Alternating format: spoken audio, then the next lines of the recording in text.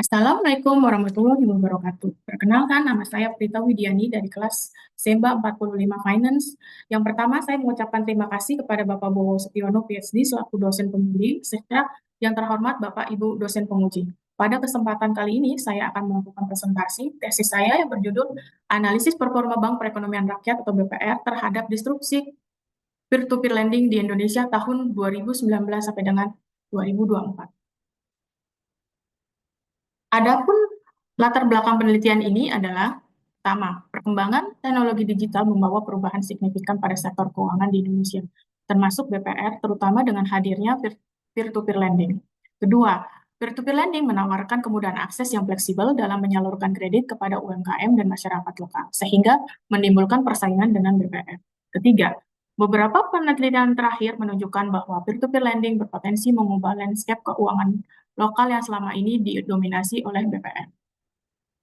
Adapun latar belakang penelitian ini adalah, pertama, perkembangan teknologi digital membawa perubahan signifikan pada rumusan masalah. Perkembangan peer-to-peer lending sebagai alternatif pembiayaan yang efisien telah mendisrupsi peran tradisional BPR dalam penyaluran kredit, khususnya di segmen UMKM dan masyarakat lokal.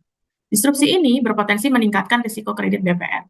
Meskipun ada beberapa penelitian terhadap peer-to-peer lending dan dampaknya terhadap perbankan, masih terdapat kesenjangan kajian komprehensif tentang dampak disrupsi peer-to-peer lending terhadap risiko kredit BPR, baik jangka pendek maupun jangka panjang, serta mekanisme penyesuaian jangka pendek bagi BPR dalam menyeimbangkan disrupsi peer-to-peer lending yang mengarah pada hubungan jangka panjang yang stabil. Adapun pertanyaan penelitian ini adalah, satu, apakah terdapat hubungan jangka panjang yang berbanding lurus antara disrupsi peer-to-peer lending berupa ekspansi pinjaman terhadap risiko kredit BPR di Indonesia selama periode 2019 sampai dengan 2024? Kedua, apakah terdapat hubungan jangka pendek yang berbanding lurus antara disrupsi peer-to-peer lending berupa ekspansi pinjaman di Indonesia selama periode 2019 sampai dengan 2024. Ketiga, apakah terdapat mekanisme penyesuaian jangka pendek dalam menyeimbangkan disrupsi peer-to-peer lending berupa ekspansi pinjaman terhadap risiko kredit BPR yang mengarah pada hubungan jangka panjang yang stabil. Sedangkan untuk tujuan penelitian adalah, satu, menguji hubungan jangka panjang antara disrupsi peer-to-peer lending berupa ekspansi pinjaman terhadap risiko kredit BPR di Indonesia selama periode 2019 sampai dengan 2024. Kedua, menguji hubungan jangka pendek antara disrupsi peer-to-peer lending berupa ekspansi pinjaman terhadap risiko kredit di Indonesia selama periode 2019 sampai dengan 2024.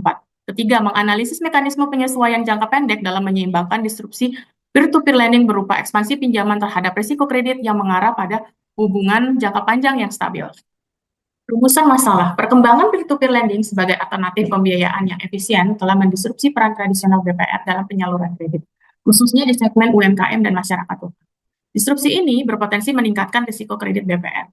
Meskipun ada beberapa penelitian terhadap peer-to-peer lending dan dampaknya terhadap perbankan, masih terdapat kesenjangan kajian komprehensif tentang dampak disrupsi peer-to-peer lending terhadap risiko kredit BPR. Landasan teori yang digunakan dalam penelitian ini adalah teori keagenan. Sedangkan teori yang kedua adalah teori disrupsi inovasi. Teori yang ketiga adalah teori intermediasi keuangan. Berikut penelitian terdahulu. Perumusan hipotesis. Penelitian ini terdapat 3 hipotesis. Yang pertama, hipotesis jangka panjang atau H1, yaitu terdapat hubungan jangka panjang yang berbanding lurus antara disrupsi peer-to-peer lending berupa ekspansi pinjaman terhadap risiko kredit. Yang kedua, hipotesis jangka pendek atau H2, yaitu terdapat hubungan jangka pendek yang berbanding lurus antara disrupsi peer-to-peer lending berupa ekspansi pinjaman terhadap risiko kredit BPR. Ketiga adalah hipotesis error correction term, yaitu terdapat mekanisme penyesuaian jangka pendek yang berbanding terbalik dalam menyeimbangkan disrupsi peer-to-peer lending berupa ekspansi pinjaman terhadap risiko kredit BPR yang mengarah pada hubungan jangka panjang yang stabil. Metode penelitian. Desain penelitian yang digunakan adalah pendekatan kuantitatif dengan panel data. Metode pengumpulan datanya menggunakan data sekunder. Sumber data berasal dari OJK berupa data keuangan seluruh BPR dan perusahaan peer-to-peer lending dengan tipologi data bersifat bulanan, serta laporan-laporan resmi OJK dan sumber sekunder lainnya yang relevan. Populasi data adalah seluruh BPR dan perusahaan peer-to-peer lending yang berizin dan diawasi oleh OJK sebanyak 1.384 BPR dan 93 perusahaan yang menyampaikan laporan bulanan kepada OJK dari bulan Desember 2019 sampai dengan Juni 2024. Metode analisis penelitian menggunakan Poor Error Collection Model. Uji-uji yang dilakukan adalah uji normalitas, uji stasioneris, dan uji kointegrasi. Berikut variabel-variabel penelitiannya dan model empirisnya. Hasil penelitian dan pembahasan, deskripsi data. Estimasi dilakukan dengan melakukan running data terhadap satu variabel dependen, yaitu RAR, dua variabel independen, BLA dan FRE, dan 5 variabel kontrol, size, LDR, ROA, CR, dan BOPO. Hasil estimasi terdapat cross-section yang bersifat outlier, yaitu di Provinsi Papua Barat, sehingga cross-section tersebut dikeluarkan dari model. Rata-rata LAR sebesar 22,90% menunjukkan bahwa kredit berpotensi beresiko dengan disparitas antara daerah yang konservatif dan agresif dalam penyaluran kredit.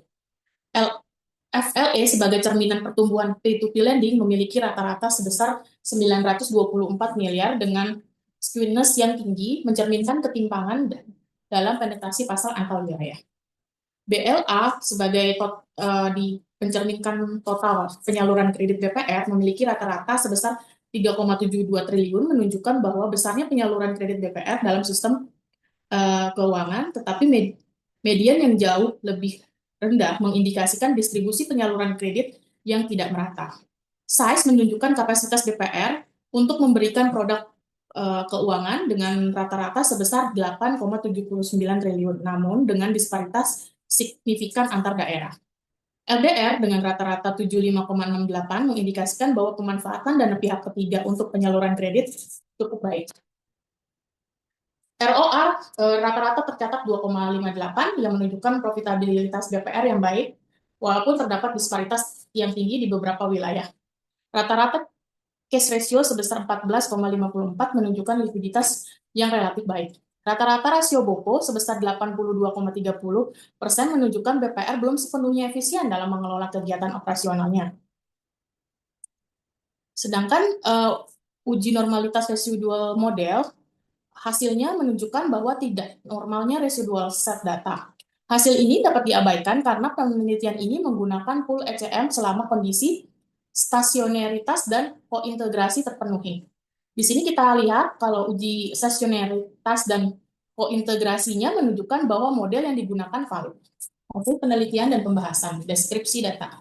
Estimasi dilakukan dengan melakukan running data terhadap satu variabel dependen, yaitu RAR, dua variabel independen, BLA dan FRE, dan 5 variabel kontrol, size, LDR, ROA, CR, dan BOPO. Hasil estimasi terdapat cross-section yang bersifat outlier, yaitu di Provinsi Papua Barat, sehingga cross-section tersebut dikeluarkan dari model. Rata-rata LAR sebesar 22,90% menunjukkan bahwa kredit berpotensi beresiko dengan disparitas antara daerah yang konservatif dan agresif dalam penyaluran kredit. Hasil uji hipotesis yang pertama, hipotesis jangka panjang diterima. Dalam jangka panjang, variabel penyaluran pinjaman atau peer-to-peer lending atau FLE dan total kredit BPR atau BLA secara bersama-sama berpengaruh terhadap resiko kredit atau LAR. Hubungan searah antara FLE dan LAR secara jangka panjang menunjukkan bahwa penyaluran pinjaman oleh peer-to-peer lending yang masif akan menyebabkan peningkatan kredit berkualitas rendah pada BPR. Hal tersebut terjadi akibat dari peer-to-peer lending yang mampu mendiversifikasi pasar sehingga menyebabkan peningkatan risiko bagi BPR karena BPR bersaing di segmen kredit bawah maupun menengah. Hal ini sejalan dengan teori disrupsi inovasi yang tercermin dari ekspansi pinjaman peer-to-peer lending itu merupakan bentuk inovasi disruptif yang dapat mengancam kelangsungan BPR. Hal itu sejalan dengan temuan penelitian sebelumnya oleh Squadros Solas et al. Pada tahun 2023. Peer-to-peer lending menarik peminjam dengan kredit rating yang rendah, yang mengakibatkan tingkat leverage lebih tinggi di antara nasabah tersebut. Adanya peningkatan persaingan memperoleh nasabah dapat mendorong manajemen BPR untuk mengambil keputusan untuk menurunkan standar penyaluran kredit sehingga akan meningkatkan risiko kredit dalam jangka panjang. Hal ini sejalan dengan teori agensi teori karena tekanan persaingan menyebabkan manajemen BPR berperilaku untuk mengambil resiko yang lebih tinggi untuk memenuhi ekspektasi dari prinsipal. Disrupsi peer-to-peer lending sendiri dapat mengakibatkan asimetri informasi makin memburuk pada BPR sehingga meningkatkan moral hazard dalam aktivitas kredit BPR dalam mempertahankan pangsa pasarnya. Hasil ini konsisten dengan penelitian yang dilakukan oleh Wang dan Li pada tahun 2023. Untuk hipotesis kedua adalah hipotesis jangka pendek ditolak. Dalam jangka pendek, hanya variabel total kredit BPR atau BLA yang berpengaruh terhadap LAR. Kondisi ini bermakna bahwa adanya disrupsi peer-to-peer lending berupa ekspansi pinjaman tidak langsung berpengaruh terhadap resiko kredit BPR. Hal tersebut dapat dipahami karena perubahan perilaku nasabah peminjam dan persaingan antara peer-to-peer lending dan BPR membutuhkan waktu yang cukup panjang. Dalam jangka pendek, manajemen BPR langsung bereaksi terhadap tekanan ekspansi peer-to-peer lending dengan melakukan screening yang selektif terhadap calon nasabah. Adanya disrupsi peer-to-peer lending berupa ekspansi pinjaman tidak langsung berpengaruh terhadap risiko kredit tersebut. Dapat terjadi karena manajemen akhirnya mendapatkan pasar yang lebih terseleksi oleh peer-to-peer lending. Hasil penelitian ini selaras dengan fenomena yang terjadi di Tiongkok sebagaimana tercermin dari studi yang dilakukan oleh Ni Zhangwood pada tahun 2023. Hipotesis ketiga adalah hipotesis error correction term diterima. Hasil estimasi yang telah dilakukan menunjukkan bahwa variabel residual atau ECT memiliki hubungan negatif yang signifikan dengan koefisien minus 0,0292 dengan nilai probabilitas 0,0 pada alfa 5%, yang memberikan bukti yaitu terdapat mekanisme penyesuaian jangka pendek yang berbanding terbalik dalam menyeimbangkan disrupsi peer-to-peer lending berupa ekspansi pinjaman terhadap risiko kredit BPR yang mengacu pada hubungan jangka panjang yang stabil. Mekanisme ini mencerminkan bagaimana BPR menghadapi tekanan disrupsi peer-to-peer lending melalui adaptasi operasional jangka pendek menuju stabilitas jangka panjang. Dalam konteks BPR, tekanan persaingan dengan peer-to-peer lending menciptakan potensi konflik keagenan, terutama dalam memilih strategi bisnis dalam rangka mempertahankan pangsa pasar. Mekanisme penyesuaian tersebut mengindikasikan BPR sedang dalam proses adaptasi strategis untuk menghadapi disrupsi peer-to-peer lending ini. Mekanisme penyesuaian ini juga memastikan bahwa risiko kredit tidak meningkat secara signifikan walaupun BPR menghadapi tekanan persaingan. Hasil dari penelitian dari Kohardinata et al. Tahun 2020 dan Monica et al. Tahun 2021 memperkuat hasil ini. Selain itu, BPR berperan sebagai perantara untuk mengatasi adanya asimetri informasi antara pihak yang surplus dana dan pihak yang membutuhkan dana. Efisiensi intermediasi keuangan dipengaruhi oleh kemampuan BPR dalam menilai risiko dan mengelola kreditnya.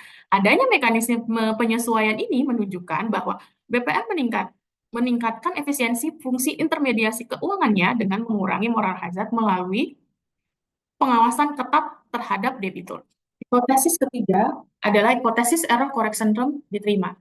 Hasil estimasi yang telah dilakukan menunjukkan bahwa variabel residual atau ECT memiliki hubungan negatif yang signifikan dengan koefisien minus 0,0292 dengan nilai probabilitas 0,0 pada alfa 5%, yang memberikan bukti yaitu terdapat mekanisme penyesuaian jangka pendek yang berbanding terbalik dalam menyeimbangkan disrupsi simpulan dan saran. Simpulan pertama, dalam jangka panjang, ekspansi peer-to-peer lending berupa penyaluran pinjaman dan total kredit BPR secara bersama-sama mempengaruhi risiko kredit BPR berupa kredit berkualitas rendah. Kedua, dalam jangka pendek, risiko kredit BPR hanya dipengaruhi oleh total kredit BPR yang menunjukkan bahwa dampak ekspansi peer-to-peer lending membutuhkan waktu untuk terlihat signifikan. Ketiga, adanya mekanisme penyesuaian jangka pendek yang tercermin dari koefisien negatif error correction term menunjukkan bahwa secara bertahap BPR berupaya menyeimbangkan tekanan persaingan peer-to-peer lending melalui strategi operasional dan penetrasi pasar. Saran pertama, BPR perlu mempercepat adopsi teknologi digital untuk meningkatkan daya saing dan memperluas jangkauan pasar secara lebih efektif. Kedua, regulator perlu memperkuat regulasi yang mendukung perkembangan peer-to-peer lending sekaligus menjaga stabilitas keuangan BPR, termasuk aturan untuk mengatasi moral hazard dan meningkatkan transparansi. Ketiga, penelitian selanjutnya dapat dikembangkan dengan variabel dummy untuk membedakan daerah maju dan daerah tertinggal, serta memperluas cakupan ke berbagai daerah dan jenis lembaga keuangan. Pendekatan kualitatif juga diperlukan untuk memahami kesiapan BPR menghadapi peer-to-peer lending, terutama dalam aspek perilaku peminjam dan pengambilan keputusan kredit. Mungkin ini yang dapat saya sampaikan, kurang lebihnya mohon maaf. Wassalamualaikum warahmatullahi wabarakatuh. Salam sehat selalu.